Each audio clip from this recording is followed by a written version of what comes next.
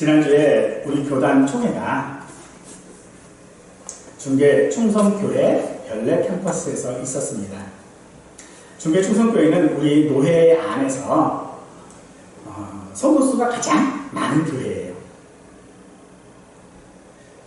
그런데 이렇게 큰 교회가 되어진 이후로 가장 먼저 꼽는 이유가 뭐냐면 그 교회에서 실시하고 있는 어머니 기도회라고 하는 것이 있는데 이것 때문에 많은 사람들이 그 교회에 오게 되었다라고 이야기를 합니다. 어머니 기도회가 뭡니까? 어머니 기도회는 말 그대로 어머니들이, 부모들이 자녀를 위하여 기도하는 시간이라는 말이겠죠. 왜 어머니들은 자녀를 위해 그렇게 기도할까요? 여러분들도 아마도 자식 자랑을 해본 적이 있으실 거예요. 어머니들이 자녀를 위하여 기도하는 것은 어쩌면 그 자식을 자랑하고 싶어서가 아닐까라도 생각을 해봅니다. 사실 누군가가 자식 자랑하는 이야기를 들으면 별로 그렇게 듣고 싶지는 않아요. 근데요, 나는 하고 싶어요. 그게 자식 자랑이죠. 그런 자식 자랑. 오늘 예수님도 성도인 우리를 자랑하고 싶으시다라고 하는 것을 여러분들 기억하시기를 원합니다. 어떻게 우리가 예수님의 자랑이 되어질 수 있을까요? 분명 우리들의 모습들은 자랑거리가 아니에요.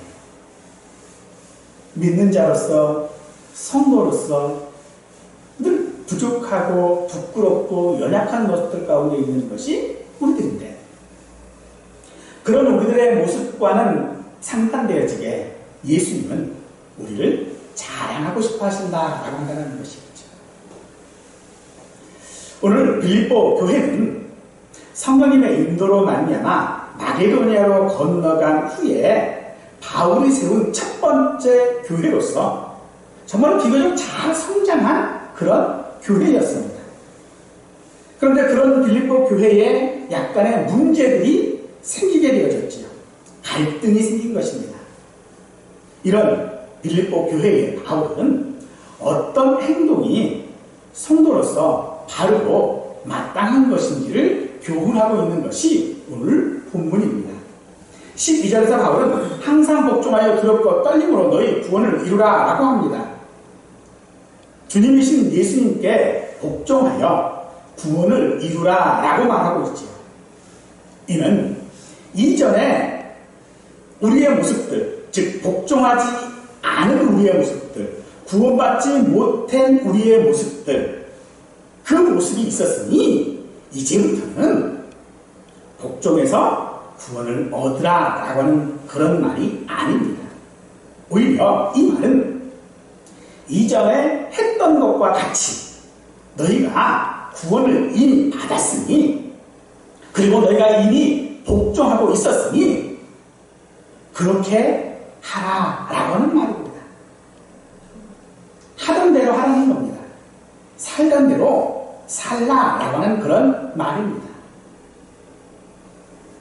그러나 그렇게 우리가 살던 대로 살고 하던 대로 하려는 그 일은 두렵고 떨림으로 감당해야 하는 것이죠. 그런데 왜 우리가 성도로서 예수님의 자랑이 되지 못하는가? 바로 그것입니다. 왜 우리에게 교회에 문제가 생기는가? 바로 두렵고 떨림으로 감당하는 것이 사라졌기 때문에 그런 문제들이 발생하고 있다라고 하는 것이죠. 빌립보 교회 성도들은 바울과 함께 있을 때에 그들은 두렵고 떨림으로 구원을 이루는 일을 감당했습니다. 그런데 지금 바울은 그들과 함께 있지 않고 감옥에 있습니다. 바울이 있어야 그들이 성도가 되는 것이 아니다라고 말하는 것입니다. 그래서 바울은 자신이 어디에 있든지 그 자리에 있든지 없든지 상관없이 너희는 항상 두렵고 떨림으로 구원을 이루어야 한다라고 말하고 있는 것입니다. 이미 우리는 성도이기에 그 성도가 가지고 있는 어떤 연약함들, 부족함들 이런 것들이 조건이 아니라 혹은 그 조건이 있고 없음의 문제가 성도의 자격 또는 예수님의 자랑할 수 있는 조건을 말하고 있지 않다라고 하는 것입니다. 그래서 우리는 감당하기가 두렵고 떨려도 그렇게 해야 하는 것은 하나님께서 당신의 그 기쁜 뜻에 맞게 우리에게 소원을 주시고 바르게 행하도록 하시는 분이기 때문에 우리는 그렇게 해야 합니다. 하나님의 의도하심과 우리의 소원이 같다라는 것입니다. 따라서 성도의 삶은 원망과 시비가 없어야 하고 그래서 우리가 성도라고 하는 그 정체성을 보여줌으로써 부모가 자식을 자랑할 것 같이 예수님의 자랑거리가 되어야 한다라고 바울은 말하고 있습니다. 세상은 예수님을 하나님으로 인정하지 않습니다. 그래서 세상에서 성도의 정체성을 흠없는 삶을 통해 잘 유지하여 하나님을 드러내라고 하는 것입니다. 그래서 이 땅에서의 수고가 헛되지 않고 자랑이 되라고 합니다. 그리고 그것이 바울 자신의 기쁨이라고 하는 것이죠. 우리에게는 구원이 세 가지 측면에서 있습니다. 하나는 이미 우리는 구원을 받았다라고 하는 것이지요. 하나님의 예정하심에 따라 우리는 이미 구원을 받았습니다. 그리고 그 구원은 완성에 가는 과정 가운데 있는 것이 우리의 삶입니다. 자라나는 것이겠죠. 또 마지막으로 구원은 미래적인 것입니다. 최종적인 상태를 말하기도 하는 것이죠. 그래서 구원은 과거와 현재와 미래를 포함하되 이 과거와 현재와 미래가 분리되지 않는 것이 우리가 얻은 구원일 것입니다. 그리고 그렇게 구원 얻은 자를 우리는 성도라고 말하고 있는데 세상이 판단하는 성도의 삶은 현재라고 하는 이 지금의 상황에 따라 달리 판단을 합니다. 지금의 상황이 좋으면 과거도 좋았었고 미래도 좋았다라고 말하고 지금의 상황이 나쁘면 과거도 나빴고 지금도 나쁘고 미래도 나쁠 것이다라고 말합니다. 그래서 지금의 삶이 마치 결과처럼 판단하는 것이 세상이지요. 여러분들 어떤 경기를 할 때에 내가 응원하는 편이 있지요. 근데 그 응원하는 경기를 보는데 내가 응원하는 팀이 지고 있어요.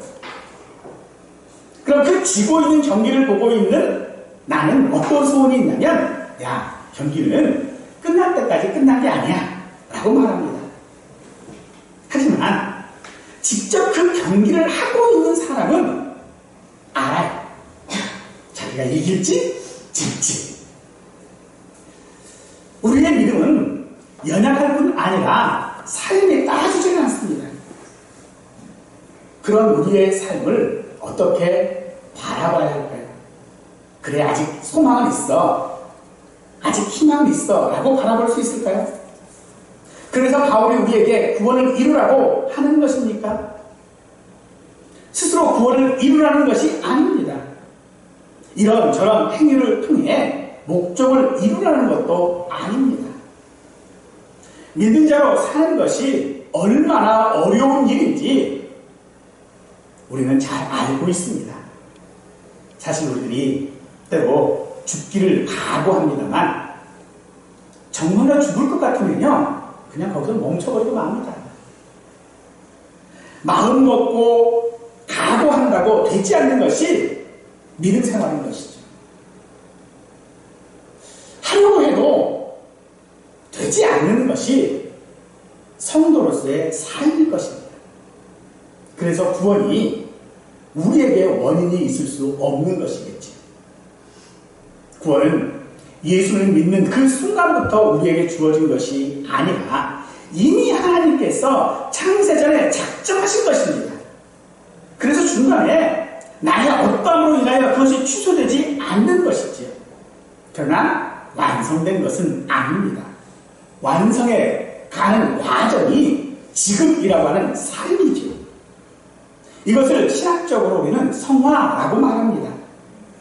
이 구원을 우리의 실제 삶에서 경험하고 누리고 적용하고 맛보고 살아가는 것이 바로 구원을 이루라 라고 하는 그런 뜻입니다. 그런데 이런 말을 들을 때 참 우리의 마음은요 답답해집니다.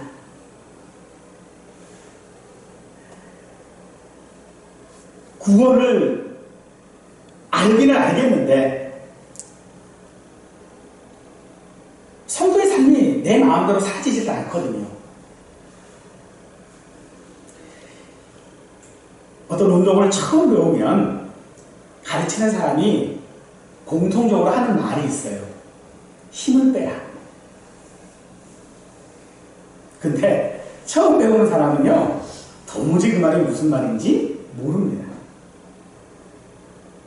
사실 복종하여 두려워 떠님으로 너희 구원을 이루라 라고 하는 이 말씀은 우리 머리로는요 얼마든지 이해합니다.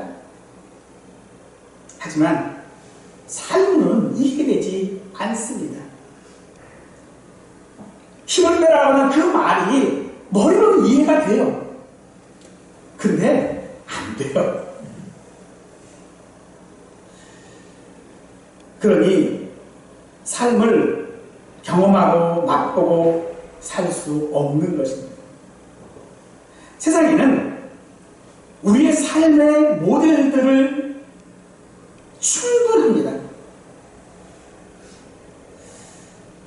우리는 그런 모델이 되는 사람들을 좋아는 하지만 그분들이 걸어간 그 길을 가지는 않습니다. 우리의 구원이 그런 것이 되지 말아야 합니다.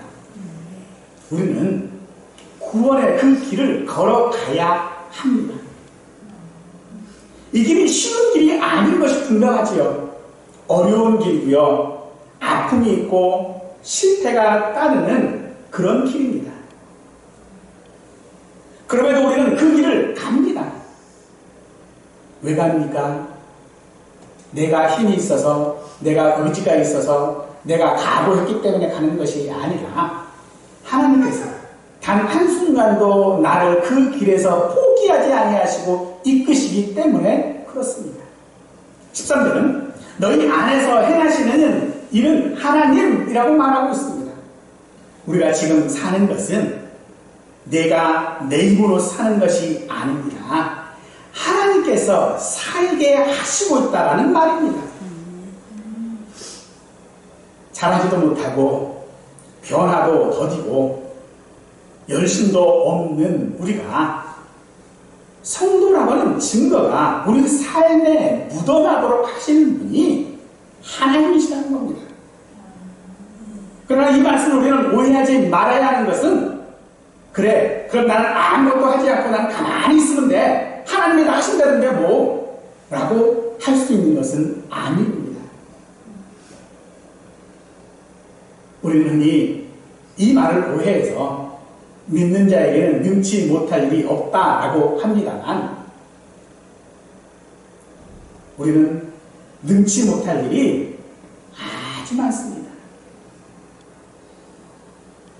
단지 믿습니다라고 하는 이 말 한마디로 우리는 할 수 있는 것이 거의 없습니다. 그래서 우리는요 이 말씀을 오해해서 아무것도 하려고 하지 않습니다.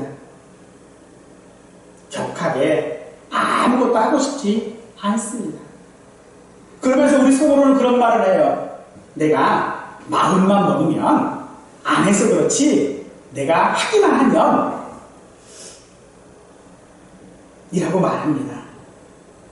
근데 정작 정말로 우리가 아무것도 하고 있지 않은 것은요, 할 마음이 없어서가 아니라 할 능력이 없어서인 줄 기억하시기 바랍니다. 그런데 하나님께서는 그런 우리를 구원하셨습니다. 그런 우리가 넘어지면 일으키시고 우리 등 뒤에서 우리를 다독이시며 밀어주시는 분이 우리 하나님이십니다. 하나님은 우리가 성도로서 행하도록 하고 있다는 것입니다. 즉 하나님의 의지와 우리의 소원이 같아지도록 하시는 것입니다. 이 같아지려고 하시는 이 방법은 하나님께서 우리를 설득하고 우리에게 용기를 주시는 것이 아니라 우리로 하나님의 뜻에 복종하게 하는 것입니다. 하나님께 복종하게 하심으로써 하나님의 의지와 우리의 소원이 같아지게 하는 것입니다. 시키는 대로 하면 저절로 되는 것이 복종이 아닙니다. 복종은 두렵고 떨림이 있어야 합니다. 이것이 우리의 마땅한 반응입니다. 그래서 우리 안에 갈등이 있지요. 복종을 해야 되겠는데 그 복종을 하자니 두렵고 떨립니다. 그래서 우리는 밤잠을 설치는 고민이 있습니다. 그런 과정이 없이 온전한 것은 기계이지요. 그것은 소원이 아닙니다. 그러면 하나님은요, 우리의 소원을 무시하지 않습니다. 우리의 바램과 선택을 책망하지 않습니다. 그리고 우리의 실패와 고통을 기뻐하시지도 않습니다. 복종에 두려움과 떨림이 없다는 것은요, 마치 내가 지름길로 가겠다고 절벽에서 뛰어내리는 것과 같은 것입니다. 하나님의 뜻에 복종하여 두렵고 떨림으로 이루는 구원. 그래서 아픔이 있고 실패가 있고 낙심이 있다 하더라도 덧입고 어렵다 할지라도 우리는 구원을 이루는 길을 가야 하는 것입니다. 지름길로 가는 게 아닙니다. 장애물이 있으면 장애물을 넘어야 합니다. 돌부리가 있어서 넘어지면 또 일어서야 합니다. 연어는 회기동물이라고 그러죠. 때가 되면 바다에 살다가 자기가 태어났던 곳으로 옵니다. 근데 그게 물살을 거슬러 올라가야 되기 때문에 얼마나 어려운 일이 모릅니다. 그렇게 온갖 고난들을 다 거치고 거슬러 오는 연하가 마지막 당도하는 곳에서 하는 일이 무엇입니까? 죽는 것입니다. 그 죽음으로 자기의 목적을 이루는 것이죠. 이것이 하나님께서 오늘 우리에게 가라고 하신 그 길입니다.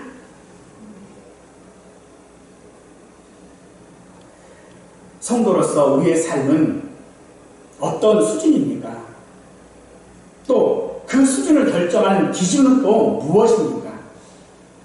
분명한 것은 세상이 요구하는 수준이나 기준이 아닙니다. 또한 그 기준과 수준은 모두에게 동일하지도 않습니다. 하나님께서 나에게 원하시는 성도의 삶의 수준은 그리스도의 장사한 분량에 이르는 것입니다. 그래서 여기 이루라 라고 하는 말은 성도의 삶을 살아라 하는 그런 말인 것입니다. 그렇게 우리가 성도의 삶을 살아갈 때에 원망과 시비가 없이 해야 합니다. 원망과 시비가 생기는 것은 결과 때문이지요. 실패의 원인과 어려움의 이유가 원망과 시비가 되는 것입니다. 이스라엘 백성들이 먹을 것이 없을 때에 모세와 아론을 원망했고 자기들의 어떤 지위들 때문에 아론을 시비했던 것입니다. 그러나 우리 안에 행하시는 하나님을 신뢰할 때에 우리에게 원망과 시비는 사라질 줄 믿습니다. 원망과 시비가 있다는 것은 결국 자기 생각과 다른 결과 때문일 것입니다. 나는 왜 이렇게 살지? 라고 하는 그 질문에 대한 잘못된 반응이 원망과 시비인 것입니다. 원망과 시비의 대상은 목사와 부모, 또 자녀, 옆에 있는 아내와 남편이 됩니다. 그런데 그렇게 원망과 시비의 대상에 대하여 그들이 원인이 아니라는 걸 잘 알고 있습니다. 그런데 왜 우리가 내 주변에 있는 사람들을 원망합니까? 하나님께 원망하고 불평했다가 하나님께서 혹시라도 해코지라도 하면 돌이킬 수 없다고 하는 생각 때문입니다. 광야의 백성이 모세와 아론을 원망했을 때에 하나님께서는 자기에 대한 원망과 시비로 여기신 것이 바로 그 때문인 것입니다.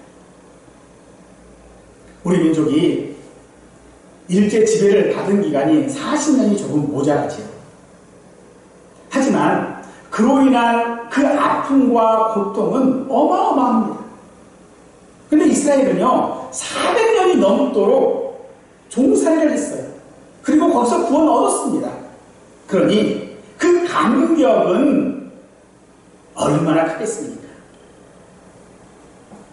그런데 그들은 원망과 시비를 통하여 하나님이 약속하신 젖과 꿀이 흐르는 땅이 자기들의 소원이 되지 못하도록 하고 있다는 것입니다. 하나님께서는 우리의 구원자시며 우리가 신뢰하기에 아무런 장애가 없는 그런 분이시지요. 하나님 원망은 그래서 하나님께서 나에게 행하신 일을 못마땅히 여겨 탓하고 분하게 여겨 미워하는 것이 원망입니다. 시비는 옳음과 그름을 다투는 것인데 하나님이 옳으냐 내가 옳으냐 따지는 것입니다. 내가 여러분들 너센스 문제 하나를 내볼게요. 임금이 집이 싫으면 하는 말이 있대요. 임금이 집이 싫으면 하는 말. 뭔지 아세요? 네. 궁시렁이래요. 발음 표기로는 구시렁이에요. 우리가 성도인 것을 잊지 말아야 합니다. 임금이 자기가 임금인 줄 안다면 최소한 구시렁 거리지는 않을 거예요. 우리가 하나님의 자녀요 하나님의 성도라고 하는 사실들을 내가 안다면 그 하나님 앞에 우리 역시 원망과 시비를 할 수 없는 것입니다. 하나님께서 15절에서 너희가 흠이 없고 순전하여 어그러지고 거스리는 세대 가운데서 하나님의 흠없는 자녀로 세상에서 그들 가운데 빛으로 나타나기를 우리에게 기대하고 계십니다. 그렇게 사는 것이 성화의 결과이고 구원을 이루는 것입니다. 하지만 세상은요 어그러지고 거스리는 곳입니다. 그런 세상에서 우리는 예수님을 믿음으로써 돈 많이 벌고 사회적으로 성공하고 존경받고 영향력 있는 자리에 있으므로 우리가 빛이 된다라고 해서 우리는 그동안 그렇게 살아왔습니다. 그래서 이 땅에는요 기독교인이 없는 곳이 없습니다. 하지만 기독교인들이 사회 다경처세에서 한 자리씩 차지하면 차지할수록 우리 하나님은 무시당하고 성도라는 우리의 정체성은 무너지고 있습니다. 과연 우리가 세상에서 빛이 되어지는 것이 성공이고 종교이고 영향력이라면 예수님은 결코 사람으로 오시지 않았을 것입니다. 예수님은 결코 마국간 구유에 누이시지 않았을 것입니다. 세상이 성도를 볼 수 있는 것은 성도들이 가지고 있는 신분들이나 재능이나 혹은 물질이나 이런 것들 때문에 성도를 보는 것이 아니라 성도가 빛이기 때문에 보는 것입니다. 우리는 성도가 될 사람이 아닙니다. 우리는 이미 성도입니다. 우리는 이미 빛입니다. 분명 이 흠이 없다라고 하는 것은 외적인 것을 말합니다. 순전하다라고 하는 것도 불순물이 없다는 그런 외적인 모습입니다. 윤리적으로 결함이 없이 고결하다라고 하는 그런 말이겠지요.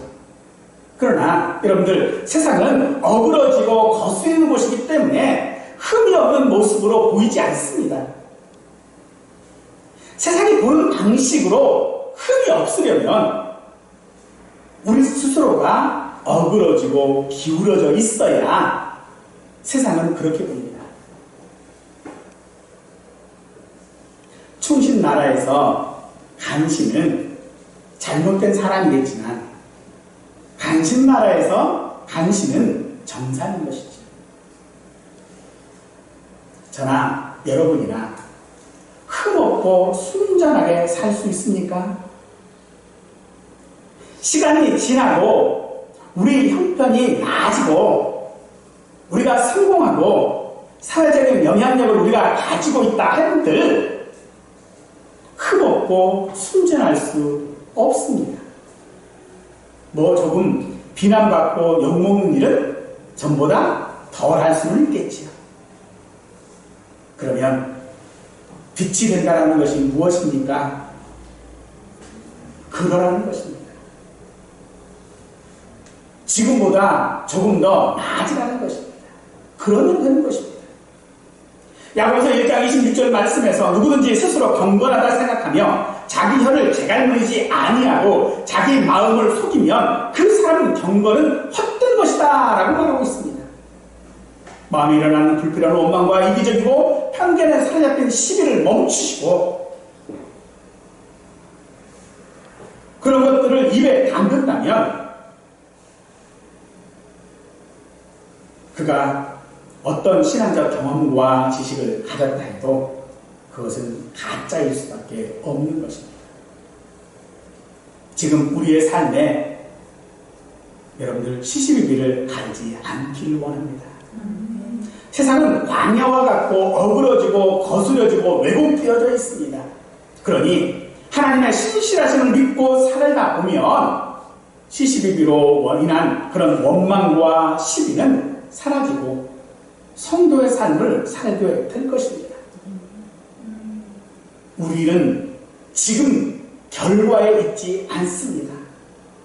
지금 우리는 이미 얻은 구원을 누리며 구원의 감격 속에서 하나님의 인도를 받고 있습니다. 그러므로 성도의 삶은 그저 우리 삶에서의 취미 정도가 아닙니다.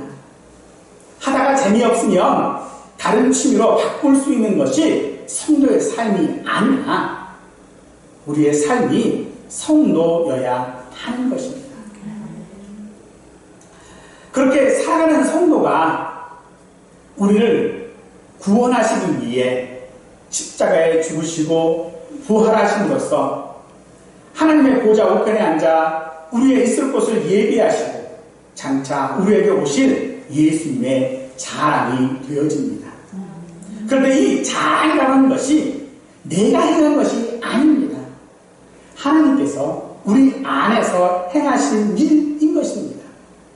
예수님을 통해 우리를 구원하셨고 우리가 하나님의 자녀여 거룩한 나라의 백성임을 확인해 주셨을 뿐만 아니라 우리를 인도하신 그 하나님이 우리 안에서 행하신 일이 바로 자랑인 것입니다. 그런데 그렇게 우리 안에서 행하시는 하나님의 방법은 강제로 우리를 질질 끌고 가시는 것이 아닙니다. 우리가 뗐으면 그거 다 받아주시고요. 아프면 같이 아파하시고 등을 두드리시면서 다시 일어나 걸어갈 때까지 기다려주시는 분이 하나님이십니다. 그리고 일어나 걸어가면 잘했다고 칭찬하시는 분이 하나님이십니다. 여러분들, 우리 교회가 부흥하려면 부흥의 조건이 있다라고 그래요. 부흥의 조건은 목사에게 있답니다. 목사가 성도를 괴롭게 해야 하고 닥달해야 한대요. 복이라고 하는 목표를 향해 가도록 채찍질해야 한다라고 합니다. 그래야 교회가 부흥합니다. 실제로 이단이 잘 되는 이유가 그겁니다. 이단은요, 얼마나 자기들의 성도들을 괴롭게 하고 닥달하는지 모릅니다.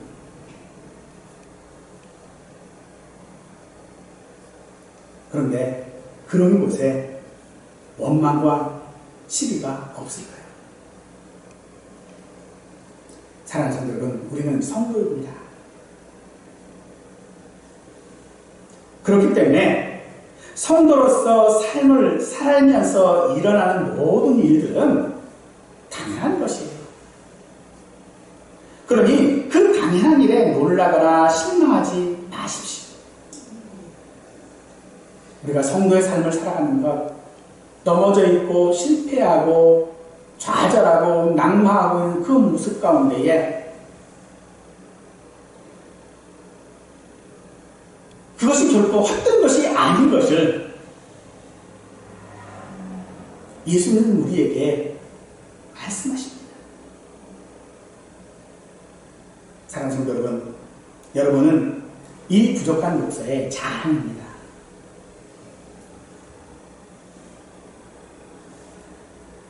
여러분이 한 걸음 한 걸음 나아가는 것이 저의 기쁨입니다. 뭐 잘한 게 있다고 자랑일 수 있겠습니까? 아닙니다. 지금 내가 여러분이 이 자리에 있는 것이 저의 자랑입니다. 또한 예수님의 자랑인 줄 믿으시기 바랍니다. 빌립보서 2장 16절은 말합니다. 나의 다름질이 헛되지 아니하고 수고도 헛되지 아니하므로 그리스도의 날에 내가 자랑할 것이 있게 하려 합니다. 바울은 빌립보 성도들을 위해 많은 수고를 했습니다. 여러 번 죽을 고비를 넘기기도 했고요. 그래서 그런 과정 속에서 복음을 그들에게 전해 주었고요. 자기의 뜻을 따라 일하는 것이 아니라 하나님의 뜻을 따라 일했습니다. 그리고 그들을 떠나 있으면서도 자신이 아팠을 때에도, 자신이 감옥에 있을 때에도 항상 그들을 위하여 기도했습니다. 무엇 때문에 자신이 그렇게 했는지 말합니다. 바로 빌립보 성도가 자기의 자랑이었기 때문이었습니다. 빌립보 교회 성도들이 열매이고 자기의 살아온 이유이기 때문이었습니다. 이런 바울의 마음을 이해할 수 있는 말이 우리나라 사람들이 흔히 하는 말 가운데 자식 입에 음식 들어가면 먹지 않아도 배부르다라고 하는 그런 말일 것입니다. 성도에게 있어 자기의 삶이 헛되지 않았음을 발견하는 것은 결코 쉬운 일은 아닙니다만 바울은 그들의 삶이 헛되지 않음을 잘 알고 있습니다. 예수님께서 우리를 위해 하신 일이 헛되지 않았다는 것이 예수님의 자랑입니다. 우리가 예수님 때문에 구원받았고 그래서 성도의 삶을 사는 것이 예수님이 자랑이라는 말입니다. 자식 자랑은 못난 짓이라고 합니다만 그래도 하고 싶은 것이 자식 자랑인 것처럼 하나님께서도요 자랑하세요. 사단에게 욥을 자랑하셨던 것 같이 하나님께서는 성도인 우리를 자랑하시는 줄 믿으시기 바랍니다. 우리는 하나님의 자랑입니다. 예수님께서 사역을 시작하신 그때에 사실 예수님은 세례 요한에게 세례를 받으실 필요가 없으셨어요. 그런데 세례를 받으셨지요. 왜 그렇게 세례를 받게 하셨을까? 라고 하는 여러 시각적인 이유들이 분명히 있겠습니다만 저는요 이렇게 생각을 해요. 그건 하나님이 자랑하고 싶어서요. 그때 하늘에 소리가 있어 내 사랑하는 아들이요 내 기뻐하는 자라 라고 하신 이 말씀, 하나님은 예수님을 세상에 자랑하고 싶으셨던 것입니다. 사랑하는 성도 여러분, 이 말씀이 우리에게 하시는 하나님의 말씀이시기를 간절히 원합니다. 하나님께서 우리를 보시고 이는 내 사랑하는 아들이요 내 기뻐하는 자라 라고 자랑할 수 있기를 축원합니다. 세상의 기준으로 사는 자가 아닌 하나님께 합당한 삶을 살아가는 성도의 삶은 지금이 결과가 아닙니다. 그러니 원망하지 말고 시시비비 따지지 말고 성도요, 자녀요, 백성으로 살아가야 합니다. 그러나 자랑거리 만들려고 억지로도 하지 마십시오. 또 능력 없는 부모나 환경을 탓하지 말고 내가 성도요, 자녀로 또 백성으로 살아가십시다. 그렇게 살아야만 우리가 예수님의 자랑이 되는 것은 아닙니다. 우리가 예수님의 자랑이 되는 것은요, 성도라고 하는 것, 바로 그 사실만이 예수님의 자랑임을 믿고 우리의 삶에서 구원을 이루어가며 살아갈 수 있는 저와 우리 모두가 되기를 간절히 축원하겠습니다.